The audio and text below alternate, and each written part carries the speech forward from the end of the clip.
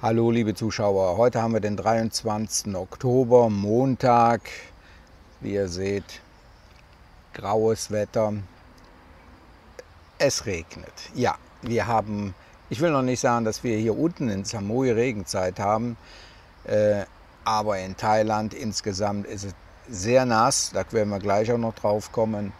Wir bekommen hier die Ausläufer vom Westen mit, aber so einmal am Tag kann man damit rechnen, dass es mal regnet. Aber wir haben so Temperaturen von 28, 29 Grad jetzt hier am frühen Morgen. Da kann man sich also nicht beschweren. Man sollte also gucken, wenn man nach Thailand reist oder reisen möchte, in welche Regionen man reist.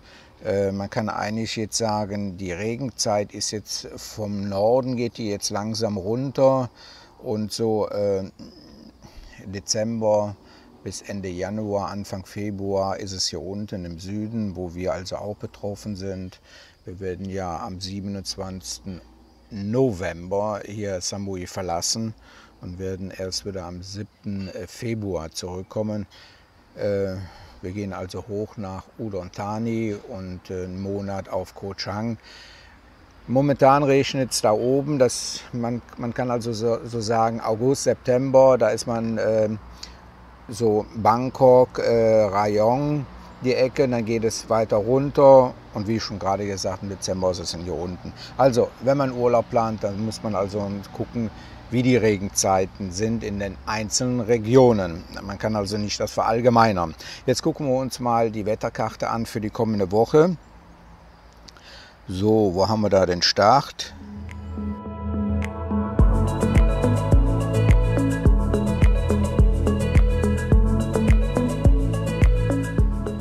Ja, hier haben wir Koh Samui und hier haben wir Phuket. Und man muss also ein bisschen auf die Windrichtung achten. Es kommt weiterhin Wind und auch die Wolken vom Westen her ziehen dann übers Festland hinweg, da regnet es meist runter und daher bekommen wir hier im Golf von Thailand hier unten nicht so viel mit. Hält sich noch in Maßen. Im Moment ist es wirklich so, dass es abends regnet, da kann man das ja noch aushalten. Hier sieht man das auch an der Wetterkarte, dass es meistens abends dann runterkommt. Das hängt wahrscheinlich mit der Entfernung von der Westküste von Thailand ab bis nach Samui. Ja, jetzt schauen wir uns mal ganz Thailand an. So, und dann haben wir hier unten Koh Samui, da haben wir Bangkok. Und ja, ihr seht ja schon an der Farbgebung, wo es so richtig runterkommt. Bangkok bekommt das ganz gut mit. Das ist auch in den Nachrichten jetzt gekommen. Und natürlich noch immer das Festland. Ich hoffe, wenn wir so im Dezember da oben sind, in Udon Thani, dass es dann trocken ist. Man muss sich also da, wie ich gehört habe, informieren. Aber meistens, also für die Verkehrswege, aber man kann eigentlich davon ausgehen, dass die Verkehrswege nur kurzfristig gesperrt werden, wenn es dazu für Überschwemmungen kommt. Da bin ich natürlich froh, dass ich meinen Ford Everest habe, der ja eine Wasserwarttiefe von 80 cm hat. Das heißt also, ich könnte theoretisch durch 80 cm hohem Wasser fahren. Die ganze Elektronik ist oberhalb. Aber dann darf man auch nicht mehr die Türe aufmachen, sonst ist das Wasser im Auto. So, das war der Wetterbericht. Ja, ein Bericht hier aus Bangkok. Da hat man also eine Telefonumfrage gestartet, ob die Bevölkerung damit einverstanden ist, die Öffnungszeiten von 2 bis 4 Uhr für die Nachtclubs einzurichten. Da hat sich also die Mehrheit, 55% dagegen ausgesprochen. Ich glaube, hier ist auch das falsche Klientel gefragt worden. Die Anwohner, die haben anscheinend die haben kein Interesse daran. Also wenn man die Touristen gefragt hätte, dann wäre da wahrscheinlich ein bisschen anders ausgegangen. Ist also Umfragen kann man auch diesbezüglich mit den Ergebnissen ein bisschen manipulieren. Jedenfalls, das ist also in der Schwebe. dieser Vorschlag von der Touristenbehörde, also auf 4 Uhr die Öffnungszeiten zu verlängern, das steht also auf wackeligen Beinen. Ja, auch in Bangkok schwere Regenfälle und Gewitter. Ich habe ja schon mal erwähnt, Bangkok ist ja praktisch die Endsituation von allem, was im Land an Regen runtergekommen ist, muss ja irgendwie ins Meer rein. Und da ist eben halt Bangkok auch betroffen. Und die kriegen dann natürlich mit Hochwasser mit. Die ganzen Flüsse sind hoch und die Regionen, die zum Meer hin sind, habe ich mal einen Bericht gesehen, die sinken ja sowieso so langsam ab. Da steht also längere Zeit einiges unter Wasser. Pattaya lese ich hier, Feinstaubbelastung ist zu hoch, ist im roten Bereich. Da erinnere ich mich, so April, Mai hatten wir ja über 3, 4 Wochen auch hier eine sehr hohe Feinstaubbelastung. Das kam damals daher, dass also in Indonesien, aber auch in Thailand die Felder abgefackelt wurden. Und wir konnten also von hier normalerweise, wenn schönes Wetter ist, können wir, also jetzt sehe ich da hinten zum Beispiel auch Koh Tao, das ist 50 Kilometer entfernt von hier. Dann konnten wir noch nicht mal 3 Kilometer gucken. Also die haben eine hohe Feinstaubbelastung und ich hoffe für diejenigen, die da wohnen, dass das bald vorbei ist. Wenn es also von Feuer sein sollte, dann merkt man das auch in Kratzen im Hals, man fühlt sich nicht wohl. Man hat den Geruch auch vom Feuer in der Nase, ist nichts Schönes. Dann haben wir aber was Angenehmes. Wir haben hier Pattaya, ist der Countdown jetzt gestartet für das alljährliche Neujahrsfest. Das soll vom 29. bis zum 31. Dezember sein. Diesmal soll das aber nicht am Hafen von Bali High sein, sondern Pattaya Beach, weil man da wohl mehr Gäste bedienen kann mit dem, was man zeigt. Da sind also mehrere Bands, sind 3 Tage lang dort und am Ende des Jahres ins Neue ein Riesenfeuerwerk, also ist bestimmt sehenswert. Schaut euch das an. Ja, wenn ich mal so durchgucke, habe ich also keine Highlights, die für die Touristen so interessant sein sollte. Da gehen wir jetzt mal auf meinen Kanal über. Ja, in den letzten Filmbeiträgen habe ich vieles über den Tod gesprochen und was man machen muss. Wartet mal ab, da kommen noch 2 Filme. Da sind nämlich Randbemerkungen gekommen, die ich verstehe. Ja, wenn man jemandem die Vollmacht gibt, dann hat er ja auch die Berechtigung, die Dinge zu tun, Auto zu verkaufen oder sonstige Dinge. Wartet noch ab. Morgen kommt noch ein Filmbeitrag, wie man das Geld auf dem Konto runterholt, wenn einer verstorben ist.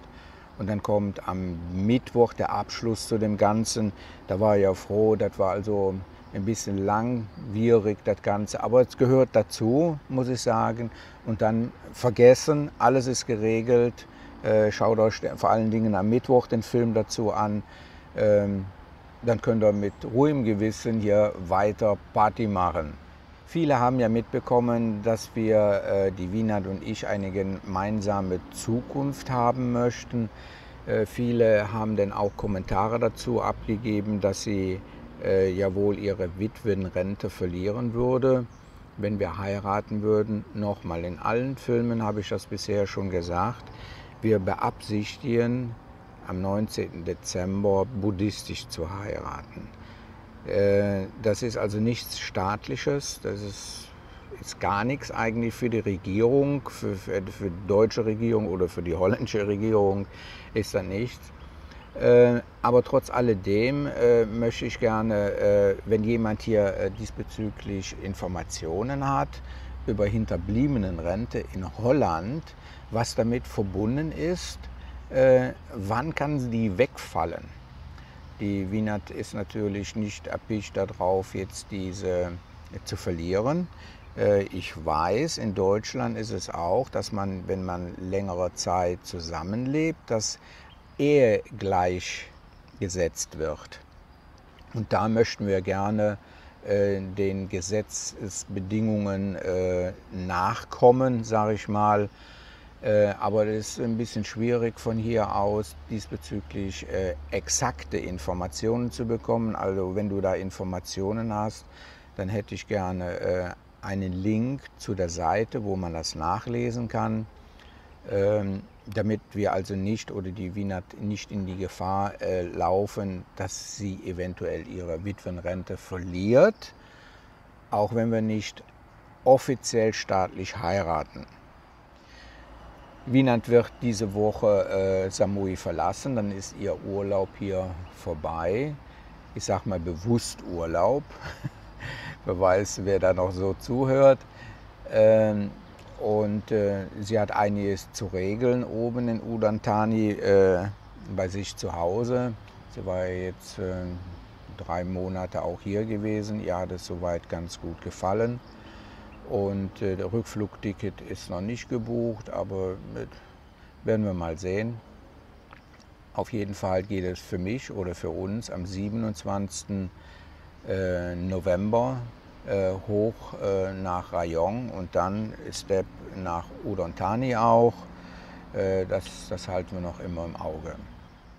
Ja, hier zu Samui. Ich muss sagen, wir haben wenig Touristen. Wir waren letztes Wochenende wieder raus mit den Frauen hier und Bekannten. Muss ich sagen, da habe ich also Samui schon viel turbulenter kennengelernt, vor allen Dingen vor der Pandemie. Ist also noch einiges nach oben offen. Wenn man also von den Ballungszentren weggeht, von Chaweng und Lamai und sieht die Restaurants, die sind leer. Da kann noch einiges kommen an Tourismus, muss ich sagen. Das sieht man auch hier unten an der Straße. Das war ganz anders im Februar, wie ich zurückgekommen bin von meiner großen Tour. Da bin ich ja kaum hier auf die Hauptstraße gekommen, aber jetzt sehr, sehr ruhig, muss ich sagen.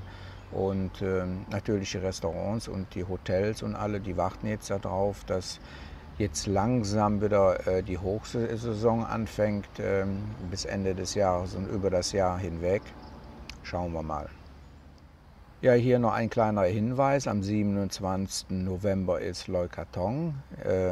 Diejenigen, die nicht wissen, was das ist, ich werde das mal hier oben verlinken. Das ist ja das Lichterfest, sagt man auch dazu. Ich weiß, in der Vergangenheit, 2015, 16, da gingen also Hunderte von Ballons, die unten ein kleines Feuer drin hatten, gingen dann hoch abends. Das war ein Traum, ist aber verboten worden vom Government.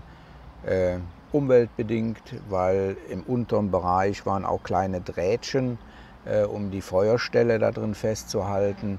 Und da hat man eben halt gesagt, das ist für die Umwelt bzw. für Schildkröten und so was, die sich da drin verfangen, nicht gut. Und da hat man das also verboten hier. Hier und da sieht man den Feuerwerk, das ist also kein Problem. Ist sehr schön, muss ich sagen, in ganz Thailand. Diejenigen, die den letzten Film gesehen haben mit Oma, Oma war ja happy, muss ich sagen. Also so glücklich habe ich es noch nie gesehen, so ein herzhaftes Lachen. Da geht ja einem das Herz auf. Man sieht, wenn man sich um sie kümmert und kontinuierlich das auch macht, das ist ja das Wichtige, dann kommt auch das Vertrauen drin, hier in der Bevölkerung auch, dass wir nachhaltig sind, dass wir immer kommen. Ich weiß, wir haben ja heute Montag, ich weiß, die Oma, die wartet jetzt schon. Wir fahren meistens, wenn ich das hier alles abgedreht habe und geschnitten habe, da brauche ich meine Stunden zu. Dann fahren wir heute Nachmittag, so 2, 3 Uhr, fahren wir zur Oma. Da freut die sich wieder. Mal sehen, wie es mit dem Weg aussieht. Das ist wahrscheinlich gesperrt. Vielleicht kommen wir auch mit dem Besitzer in Kontakt, dass wir vielleicht da ein Wegerecht bekommen. Keine Ahnung, wie das abläuft. Ansonsten müssen wir, wie gesagt, hinten rumfahren. Ich weiß nur, in der Vergangenheit hatte ich jetzt schon mal gehabt, dann stand das Ganze da hinten unter Wasser. Da läuft nämlich ein kleines Bächlein durch und wenn es so viel regnet, dann war das ein bisschen mehr und da ich ja kein Allrad habe, möchte ich da meinen Wagen nicht in Gefahr bringen. Mal gucken, was da auf uns zukommt heute. Ansonsten, das soll es gewesen sein. Wir sehen uns, wie gesagt, nächste Woche wieder und ich sage Tschüss.